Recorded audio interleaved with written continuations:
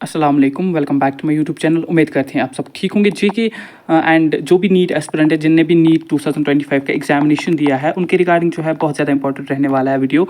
कि यहाँ पे रीनीट का कॉन्सेप्ट जो है यहाँ पे है, कि बहुत सारे स्टूडेंट्स जो है जब आपका नीट का यहाँ पे पेपर हुआ था 4 मई को, अफेक्टेड हुए थे कुछ सम रीजंस की वजह से। तो क्या कुछ रीनीट के बारे में अपडेट है एंड क्या कुछ यहाँ पे अपडेट है काउंसलिंग्स के लिए, मेरिट लिस्ट के लिए, पूरा डिस्कस होगा। वीडियो स्टार्ट करने से पहले जो भी चैनल पर नया है वो चैनल को सब्सक्राइब करें एंड एट द एंड तक वीडियो देखिए, ताकि आपके मन में जो है कोई भी डाउट ना रहे। देखिए, फर्स्ट ऑफ ऑल अगर हम बात करें नीट 2025 की काउंसलिंग की, तो काउंसलिंग डिले इसलिए है बिकॉज कि यहाँ पे हमारे मध्य प्रदेश में, अब हमारे जम्मू एंड कश्मीर के जो स्टूडेंट्स देख रहे हैं, उनको जो है यहाँ पे बिल्कुल भी टेंशन लेने की ज़रूरत नहीं है। उनका कोई रीनीट यहाँ पे नहीं हो रहा है। तो रीनीट किन स्टूडेंट्स का हो रहा है? रीनीट जो है 75 स्टूडेंट्स का हो रहा है। वो कौन से 75 स्टूडेंट्स थे?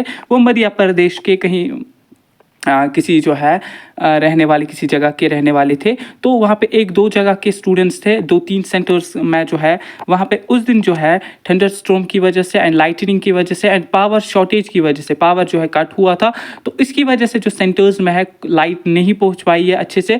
तो स्टूडेंट्स को जो है एक डार्क रूम में एग्ज़ाम देना पड़ा, जिसकी वजह से स्टूडेंट्स को पेपर टोटली दिखाई नहीं है, क्योंकि जो मोबाइल फ़ोन्स थे वो उन्होंने ऑलरेडी बाहर रखे थे।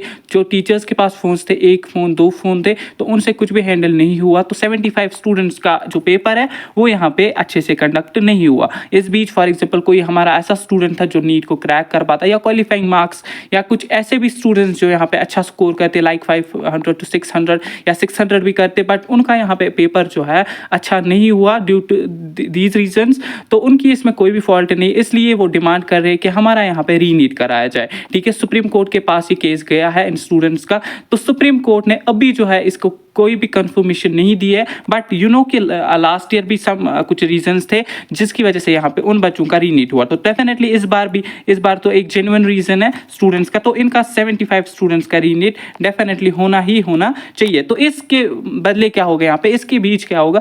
इसके बीच जो ये है कि काउंसलिंग जो है वो आप नहीं कर सकते, काउंसलिंग डिले हो सकती है। हो सकती क्या है? तो डेफिनेटली काउंसलिंग नहीं होगी, चाहे जम्मू कश्मीर में हो या आउटसाइड जम्मू एंड कश्मीर। क्यों? क्योंकि जब 75 स्टूडेंट्स का या 75 या 80 भी हम रख सकते हैं, तो इन स्टूडेंट्स का जब यहाँ पे रीनीट हो जाएगा, इनका रीनीट हुआ, रिजल्ट जो है वो इनको, फॉर एग्जाम्पल कोई स्टूडेंट है हमारा यहाँ पे जिसके 622 है, उसके कितने मार्क्स हैं, उसकी कितनी रैंक है, लाइक 482 हम एग्जाम्पल के तौर पे मानेंगे। अब कोई स्टूडेंट इन 80 स्टूडेंट्स या 75 स्टूडेंट्स में से लाएगा 620 मार्क्स, तो उसकी रैंक यहाँ पे 489 या 90 समथिंग जो भी होगी, तो वो उनको डाल देनी है। कैसे डालनी है? जो आपका ऑलरेडी एक रिजल्ट रिलीज हुआ वो नए से अपडेट होगा।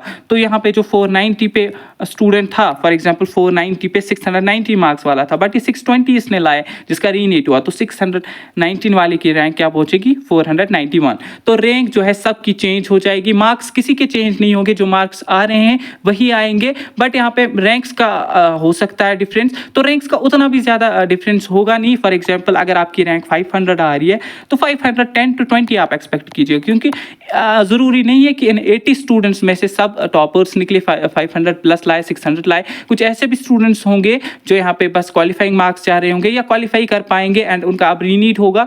तो कि पेपर लेवल जो थी टफ थी, तो इनके लिए जो पेपर बनाया जाएगा वो उसी लेवल का बनाया जाएगा, पेपर टफ ही उनको भी डाला जाएगा। तो एनटीए ऐसा टोटली नहीं करते कि उनको पेपर ईजी डाले, आपको पेपर टफ था।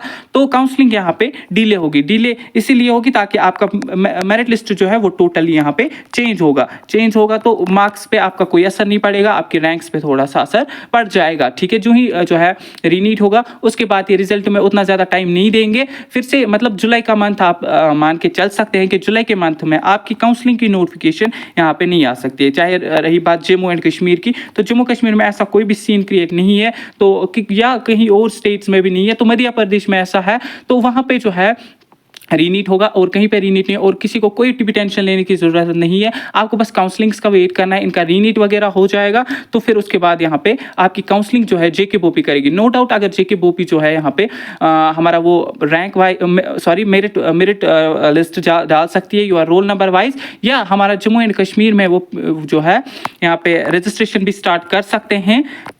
एंड आपके बाद उसके बाद जो है यूटी की रैंक्स भी आपको दी जा सकती हैं, बट स्टिल अभी पॉसिबिलिटी लग नहीं रही है, क्योंकि अगर काउंसलिंग्स पे फिलहाल जो है डिले या बैन कर दी गई फिलहाल 1 मंथ के लिए, तो जेकेबोपी भी कोई भी रजिस्ट्रेशन का स्टेप यहाँ पे नहीं उठाएगी। स्टिल जम्मू एंड कश्मीर के जो स्टूडेंट्स हैं ये इनको कोई भी टेंशन लेने की जरूरत नहीं है। जो ही जेकेबोपी आपका जो है यहाँ पे roll number wise list ready करती है, उसके बाद आप एक्सपेक्ट कीजिएगा आपकी रजिस्ट्रेशन वगैरह यहाँ पे होंगी। एंड रही बात रीनीट की, तो जम्मू एंड कश्मीर के स्टूडेंट्स को इस चीज़ के साथ कोई भी वास्ता नहीं होना चाहिए। रीनीट अगर होता है तो ठीक, नहीं होता है तब भी ठीक, तो आपकी रैंक्स में थोड़ा सा फर्क आएगा, ज़्यादा फर्क आएगा नहीं, क्योंकि उतने ज़्यादा स्टूडेंट्स हैं नहीं, तो उतने ज़्यादा स्टूडेंट्स में से भी फिर उतने ज़्यादा स्टूडेंट्स अच्छा स्कोर नहीं करेंगे। तो जिनका भी अच्छा स्कोर यहाँ पे बन रहा है तो वो टोटली टेंशन ना ले, वो वेट करिए काउंसलिंग का। जो ही काउंसलिंग आती है आपको इस यूट्यूब चैनल पे हर एक इन्फॉर्मेशन टिल स्टार्टिंग एंडिंग तक हर एक इन्फॉर्मेशन आपको इस पे मिल जाएगी। आपको बेफिक्र रहना है, टेंशन के बगैर रहना है। इसके अलावा मैंने कट ऑफ का वीडियो डाला है MBBS का, ठीक है, वो आप चेक कर सकते हैं। BDS का भी डाला हुआ है,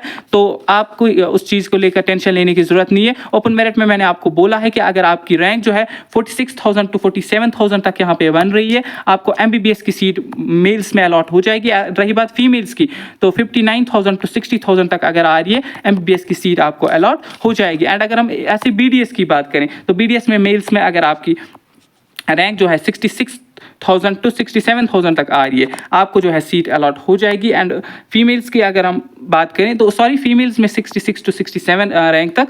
एंड अगर हम मेल्स की बात करें तो 53,000 to 54,000 तक अगर आपकी रैंक बन रही है, आपको BDS में सीट अलॉट हो जाएगी, ठीक है। ये लास्ट तक की मैं बात कर रहा हूँ, कि BDS के 2-3 राउंड्स होते हैं, MBBS के 2-3 राउंड्स होते हैं। तो बाकी कैटेगरीज वाइज जो है ऑलरेडी मैंने डाला हुआ है, आप वो चेकआउट कर सकते हैं रैंक वाइज, क्योंकि यहाँ पे आपकी रैंक डिसाइड करती है आपको कौन सा कॉलेज यहाँ पे अलॉट हो जाएगा। देखिए अगर आपके मार्क्स यहाँ पे फॉर एग्जाम्पल 500 है, and last year for example 500 rank marks पे जो है रैंक आ रही थी लगभग 45,000 इस बार आ रही है, तो लास्ट ईयर भी 45 रैंक पे स्टूडेंट को कॉलेज अलॉट हुआ होगा, बट उसकी मार्क्स कितने थे 640। तो ऐसे आप जो है ये कर सकते हैं। आपको रैंक देखनी है कि रैंक कौन सी है मेरी एंड मुझे कौन सा कॉलेज यहाँ पे अलॉट हो जाएगा। एंड जब तक आपकी जम्मू एंड कश्मीर की यूटी की रैंक आपको नहीं मिलती है, तब तक इम्पॉसिबल है कि आपको कौन सा कॉलेज यहाँ पे मिलेगा। बट हम ये अभी प्रिडिक्ट कर सकते हैं कि आपको according to your all India rank आपको कॉलेज अलॉट हो जाएगा MBBS या BDS के लिए, तो वो हम अभी देख सकते हैं विद श्योरिटी। अगर की हम बात करें तो जब तक जेकेबोपी आपका मेरिट लिस्ट नहीं डालती है, यूटी रैंक वाइज लिस्ट नहीं डालती है, तब तक एग्जैक्ट बोलना इम्पॉसिबल। रही बात ऑल इंडिया कोटा के थ्रू अगर आपको कॉलेज अलॉट कॉलेज चाहिए, ठीक है, तो उसमें थोड़ा सा यहाँ पे बोल सकते हैं कि आपको इस रैंक पे जो है कौन सा कॉलेज अलॉट हो सकता है। एंड यहाँ पे जो है कि उधमपुर में लास्ट ईयर सबसे लीस्ट कट ऑफ हुआ था, ठीक है। एंड EWS कैटेगरी की अगर हम बात करें तो राजौरी में भी कम कट ऑफ हुआ था। बाकी जो है RBA वगैरह ओपन मेरिट इनमें जो है उधमपुर यहाँ पे न्यूली एस्टेब्लिश्ड कॉलेज है, तो उस पर यहाँ पे कट ऑफ जो है कम हुआ था। तो अगर हम काउंसलिंग्स की यहाँ पे बात करें तो काउंसलिंग अगर फिलहाल जेकेबोपी रजिस्ट्रेशन का स्टेप नहीं उठाती है, तो डेफिनेटली आपके अगस्त में ही काउंसलिंग होगी। तो जुलाई का पूरा महीना जो है रीनीट एंड इस नए रिजल्ट को अपडेट करने में लग जाएगा इनको। एंड अगस्त डेफिनेटली जो है न्यू रिजल्ट आ जाएगा, तो उसके बाद बोपी जो है आपको टोटली टाइम नहीं खाएगी, विद इन 10 डेज आपकी काउंसलिंग भी फिनिश की गई होगी, ठीक है। आई होप कि ये वीडियो से आपको अब डाउट्स क्लियर हुए होंगे। किसी का कोई भी डाउट रहता है तो वो पूछ सकता है। मिलते हैं किसी नेक्स्ट वीडियो में, तब तक के लिए अल्लाह हाफिज़।